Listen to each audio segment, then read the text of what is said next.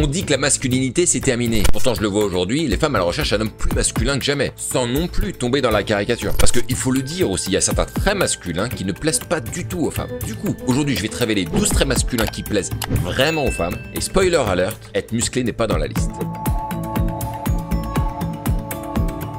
C'est vrai que si on regarde la télé ou certains autres médias, on pourrait avoir tendance à penser que si un homme veut plaire aux femmes, entre guillemets modernes, il faut avoir une extrême sensibilité, voire même être totalement déconstruit comme le disent certaines sorcières. Et c'est d'ailleurs ce genre de speech qui met le plus de doutes dans la tête des hommes. Pourtant, et je crois que c'est d'ailleurs l'histoire de la vie, ce sont pas les lanceurs de tendances qui sont finalement les plus représentatifs de ce que veulent vraiment les gens. Et moi je le vois à travers mon parcours et les rencontres que je fais encore aujourd'hui, je peux te signer en bas de page que les femmes, elles veulent un homme, un vrai. Elles veulent pas d'un faible, elles veulent pas d'un mou, elles veulent pas d'un mec efféminé, elles veulent un homme. Si tu viens d'arriver sur la chaîne, je m'appelle Brice et j'aide les hommes mûrs comme moi à rencontrer et à séduire des femmes, qu'ils soient en sortie d'une longue relation ou qu'ils n'ont tout simplement pas ou jamais eu les codes. Et si toi tu t'intéresses beaucoup à comment faire pour rencontrer des femmes et que t'as aucune notion ou très peu et que tu veux en apprendre davantage, je t'ai mis à disposition une formation vidéo gratuite qui sont les 12 piliers de la séduction et que tu trouveras dans les commentaires mais aussi en description. Et on va commencer tout de suite avec le premier trait qui fonctionne très bien, c'est l'ambition. Sauf que l'ambition est à double tranchant les amis. Oui, les femmes elles adorent les hommes ambitieux, mais pas à n'importe quel prix. Il y a un prix qu'elles veulent pas payer pour ça. Un homme ambitieux qui consacre la quasi-totalité de son temps pour concrétiser ses rêves, ça, c'est pas sexy pour elle. Et je le vois très bien, moi quand je dis à une nana que je rencontre que je veux arriver à atteindre un objectif très ambitieux, et celui que j'ai aujourd'hui, sur l'instant, elle semble super emballée et elle a les yeux qui brillent quand elle voit ma détermination, mais quand je dis que pour y arriver, il faut que je travaille 7 jours sur 7, là, tout à coup, elle me regarde et elle est plus du tout emballée. Et je la comprends parce que, en se projetant un tout petit peu, ça veut tout simplement dire que le mec ne va pas te faire vivre de grands moments très passionnants, vu qu'il est complètement obnubilé et concentré sur son objectif. Alors on est d'accord, une fois qu'il aura atteint ses objectifs, les jours seront peut-être même sans doute plus agréables avec lui. Mais comme elle a une vision à court terme, ce qui est bien normal, moi je la comprends, la vie que tu lui vends, sur l'instant même, elle vend pas du tout du rêve. Donc l'ambition, oui, ça plaît aux femmes, parce qu'on voit qu'un mec est déterminé, c'est sexy, mais pas à n'importe quel prix. Pas au prix d'une relation qui serait moyenne, fadasse. Et surtout pas au prix de sacrifier sa propre vie à elle. Le deuxième trait qui plaît énormément, c'est bien évidemment le courage. On est en manque de courage aujourd'hui. J'ai été dans le rayon courage, il n'y avait plus rien. Aujourd'hui, franchement, on peut dire ce qu'on veut, mais le courage est en décroissance. Et je dois le dire aussi, ce pays est une fabrique à hommes peu courageux. Moi, je vais te dire, à travers mon parcours professionnel notamment, puisque comme je te l'ai déjà dit, j'étais manager, je ne compte pas le nombre d'hommes que j'ai rencontrés et qui ont eu peur de faire le moindre petit pas en avant ou d'entreprendre une petite chose, une petite action de rien du tout. Dès que ça sent un tout petit peu le danger, dès que c'est un tout petit peu compliqué, ça perd les os, ça s'arrête, il n'y a plus du tout de courage. Et quand un mec il n'a pas beaucoup de courage, il fait rien parce que tout est danger. Et comme il entreprend aucune action, il décide non plus de rien. Et les femmes, elles aiment quand un homme il sait décider, quand il prend un peu les rênes quand même. Alors après, on peut discuter de ce que le mec il a décidé,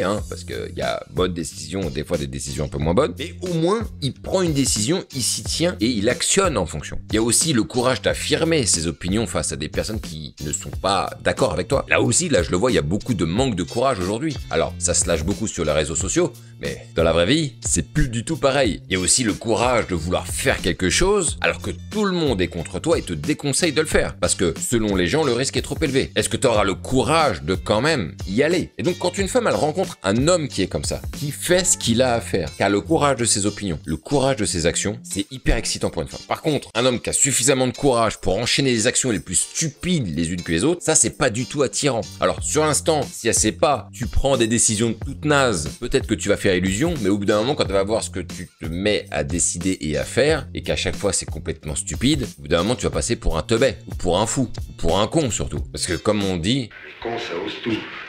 C'est même à ça qu'on les reconnaît. L'autre trait, c'est d'avoir le sens de la responsabilité, parce que être responsable, c'est savoir quand une situation doit être prise au sérieux et la manière de la gérer pour garantir la réussite autant que possible. Quelqu'un d'irresponsable va par exemple se mettre à acheter le dernier iPhone au risque de finir à découvert à la fin du mois. C'est très irresponsable de faire ça. Par exemple, lorsque t'es papa, être responsable, c'est connaître son rôle auprès de son enfant en termes d'éducation et de transmission de manière à diriger son enfance sur les meilleurs rails. Un exemple de mec très irresponsable, c'est lorsqu'un mec est au chômage par exemple, qu'il qu'il a besoin en urgence d'un boulot parce que le chômage va s'arrêter, et qu'il reste malgré tout toute la journée sur le canapé à rien faire en attendant l'appel magique qui viendra jamais, plutôt que d'essayer d'entreprendre quelque chose pour le déclencher cet appel. Avoir le sens de la responsabilité va directement pousser un homme à gérer de manière pragmatique, d'accord? Dans une situation bien précise et sans se défausser. Et ça, clairement, ça plaît beaucoup aux femmes. Et à propos de ça, et j'entends pas mal de femmes en parler en ce moment, il y a un trait que les femmes, elles demandent. C'est même pas elles aiment, c'est elles le demandent de plus en plus, et ça c'est assez rigolo, c'est d'être bien câblé. J'ai déjà entendu plusieurs femmes me dire ça. Elles cherchent un mec qui est bien câblé. C'est-à-dire, est-ce que tu réfléchis de façon logique et structurée? Et si beaucoup de femmes aujourd'hui le demandent de rencontrer un mec bien câblé, c'est parce que pour beaucoup d'entre elles, elles savent ce que c'est et elles ont rencontré un certain nombre de mecs qui étaient très mal câblés, qui réfléchissent à l'envers, ou qui réfléchissent mal, ou qui réfléchissent pas du tout. Et c'est vrai que quand tu es aux côtés d'une personne, je l'ai déjà vu plusieurs fois, qui est très mal câblée, qui comprend tout à l'envers, qui prend des décisions les plus connes les unes que les autres, bah oui, ça fait peur en fait. Tu dis mais il va m'emmener dans le fond lui, c'est pas possible. Tout ce qu'il fait est bizarre. Comment il pense, c'est bizarre. Y a rien qui va. Et si toi, t'es mal câblé et que tu réfléchis de manière étonnante, étrange, les femmes à tes côtés, elles devront toujours être en combat parce qu'elles devront agir comme un garde-fou et faire toujours attention aux décisions que tu vas prendre. Il y a un paquet de nanas qui ont déjà vécu avec des mecs comme ça, donc elles en peuvent plus. C'est pour ça qu'aujourd'hui, elles demandent un mec bien câblé. Et donc, au mieux, tu es bien câblé, au mieux, tu vas leur plaire. Et finalement, c'est un peu étonnant, mais tu risques même de sortir du lot, ce qui est un peu chelou parce que pour moi, être bien câblé, c'est normalement être une majorité. Mais j'ai pas l'impression au final. Alors après, je mets juste une petite nuance parce que les femmes, moi, que je rencontre, ce sont des femmes à peu près de mon âge. Donc, elles ont expérimenté ce que c'était qu'un mec qui était mal câblé. Bien évidemment, les jeunes filles, celles qui ont entre 20 et 30 ans, elles ont pas encore eu assez à faire à des mecs mal câblés. Donc, elles savent pas ce que c'est que de se retrouver traîné par un mec comme ça. Donc, sur ces filles-là, tu vas pouvoir faire illusion en étant mal câblé. Il y a aucun souci. D'ailleurs, c'est pour ça que, au final, tu te prends les répercussions de ça quand elles ont plus de 30 ans, voire 40 en fait. Parce que c'est bon, elles ont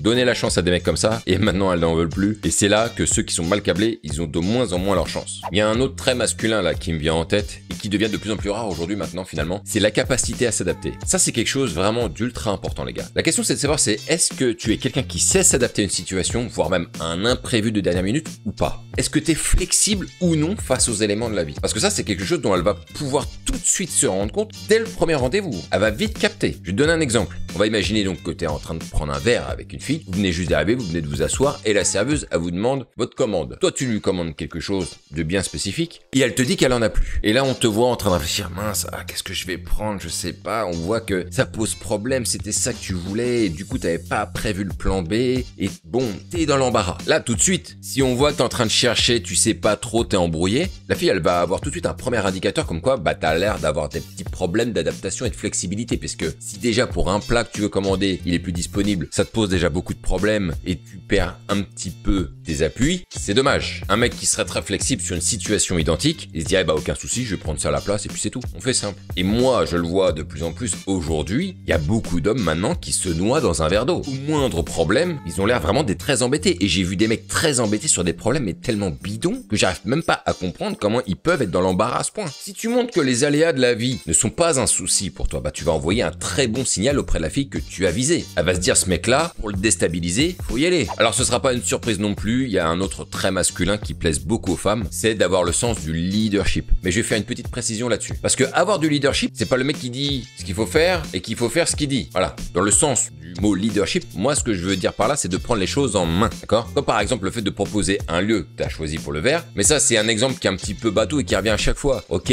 t'as décidé le lieu pour le verre. Est-ce que ça montre vraiment chez toi un sens du leadership prononcé? Pas trop. Maintenant, je vais te donner un exemple qui m'est arrivé il y a pas longtemps et qui a envoyé beaucoup de signaux de leadership. J'étais en rendez-vous avec une fille qui était maghrébine. Je le précise parce que ça a son importance dans l'histoire. Et donc, comme elle ne mangeait pas de porc et qu'elle m'avait dit qu'elle aimait bien le fromage, du coup, ce que je lui ai proposé pour avoir un bon compromis, c'est qu'on se commande une planche. Il y avait une planche là dans la carte où il y avait moitié fromage, moitié charcuterie. Et je lui dis, on se commande ça comme ça. T'as ton fromage, j'ai ma charcuterie, on est bon. Et elle a été d'accord avec ça. Sauf qu'au moment où on se fait servir la planche, je me rends compte que le ratio de charcuterie et de fromage est très déséquilibré. Genre 80% de charcuterie, 20% de fromage. Dès que le serveur il nous apporte la planche, je vois tout de suite, il y a un problème d'équilibre rééquilibrage, je vois son visage aussi à elle, normal, qu'elle soit déçue, et je lui ai demandé au gars, là, au serveur, s'il pouvait reprendre la planche et nous rééquilibrer le pourcentage d'aliments. Sauf qu'il me dit que c'est pas possible parce que les planches, elles sont préparées à l'avance. Super. Alors là, en termes d'adaptabilité, on est bon là.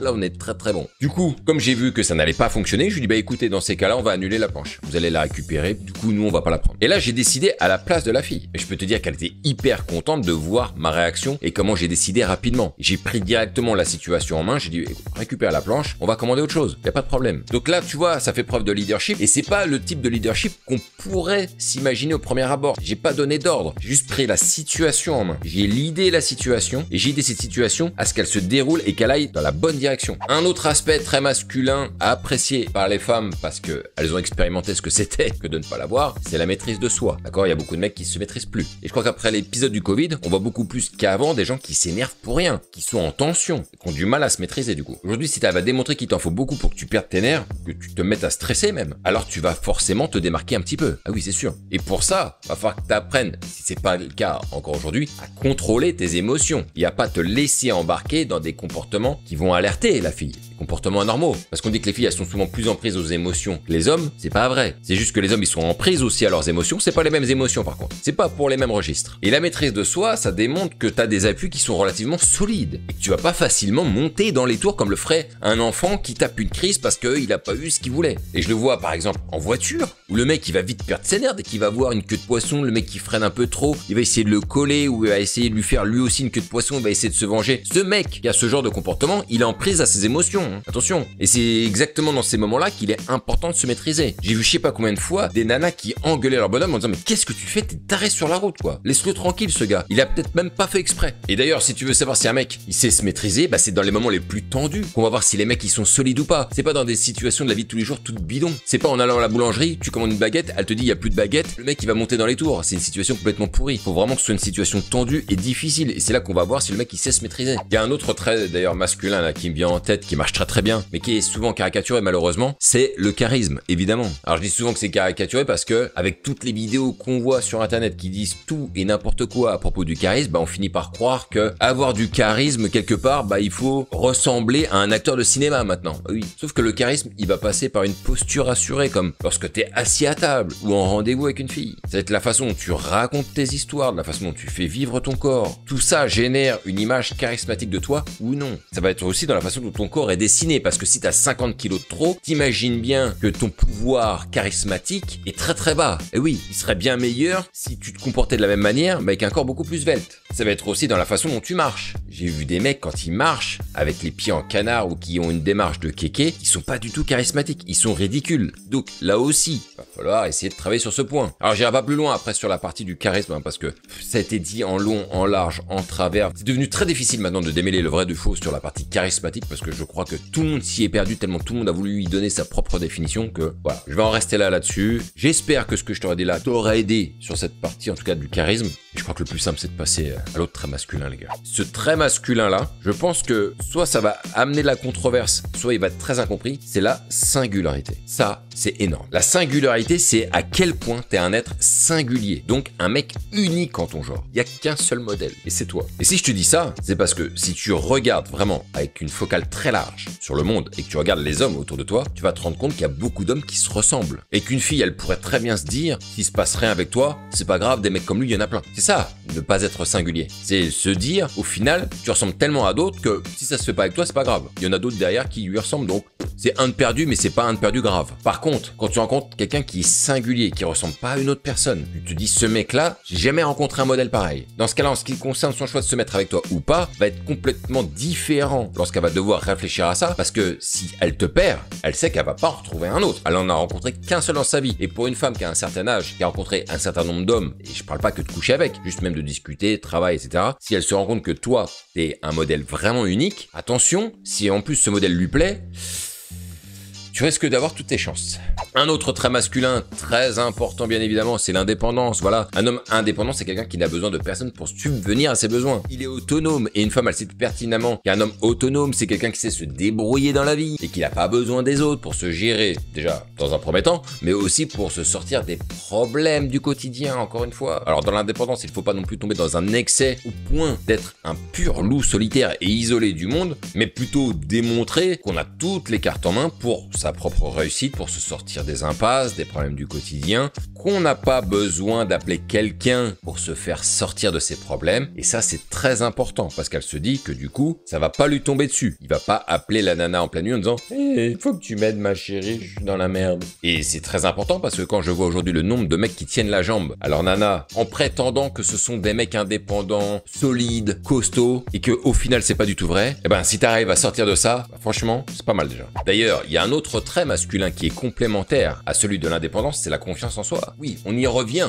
je sais très bien. Et j'en reviens au point précédent, c'est que pour avoir du leadership et être indépendant, faut avoir une certaine confiance en soi. Tout se rejoint les gars, le full cycle again. Et c'est donc avoir une confiance personnelle dans laquelle on sait qu'on peut y arriver. On sait qu'on est capable. On connaît notre valeur personnelle. Pour tous ceux qui manquent de confiance en eux, c'est que vous n'avez pas assez accompli de choses dans votre vie au point d'être rassuré sur vos propres capacités. Au plus tu doutes sur toi, au plus ça va se voir. Et c'est pas du tout rassurant et séduisant pour les femmes. Rencontrer un mec qui est tout le temps dans les doutes, qui sait plus s'il y va, s'il fait bien d'y aller, est-ce qu'il fait des bonnes décisions ou pas, il est pas certain, est-ce qu'il va y arriver, est-ce qu'il va s'en sortir, c'est chiant. C'est quand même beaucoup plus cool d'avoir un homme qui te regarde droit dans les yeux et qui te dit avec confiance, t'inquiète ma chérie, ça va bien se passer. Et que c'est vrai, hein, attention, que ce soit pas du pipeau, hein, parce que t'as des mecs qui te regardent droit dans les yeux et te disent t'inquiète pas ma chérie, ça va bien se passer, et puis ça se passe mal. En tout cas, le sujet de la confiance en soi a été traité, là aussi, hein, en long, en large, en travers. J'ai d'ailleurs une formation que tu trouveras en description si tu veux vraiment bâtir une confiance en toi en béton et durable, parce que avoir de la confiance en soi de façade, ça n'a aucun sens. Mais voilà, je vais pas en parler plus, ça a été tellement traité que... je crois qu'à un moment donné, ça a même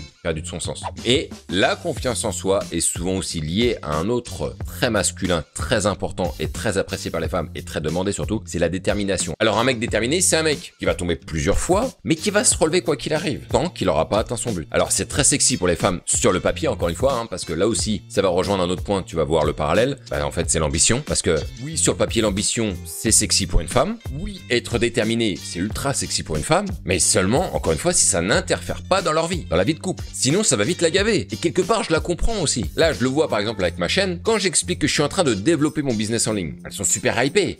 C'est super, le mec il est déterminé, il est dans un projet puissant. Voilà, c'est super. Mais quand j'explique que je passe 80% de mon temps sur mon ordinateur et que je travaille 7 jours sur 7, je peux te dire que ça les excite plus du tout. Parce qu'elles se disent, mais attends, mais elle est où ma place là-dedans? Ah, bonne question. Et je ne peux que les comprendre. Donc il y a détermination et détermination. Il y a ambition et ambition. Faut que ce soit une ambition et une détermination mesurée en réalité, c'est ça le truc. On va dire une détermination et une ambition relative, équilibrée. Voilà. Faut que ce soit un peu d'ambition, mais faut pas non plus que ce soit dans l'excès. Un peu de détermination, mais pas non plus dans l'excès. Donc, c'est difficile de trouver un juste milieu là-dedans parce que soit on est déterminé, soit on l'est pas. Voilà ce que je voulais dire aujourd'hui sur les 12 traits masculins que les femmes adorent. Dis-moi lesquels, toi, il te manque. Ce sera toujours intéressant, encore une fois, de vous lire dans les commentaires, les gars. Sur ce, on se dit à la prochaine et vive ce putain de game.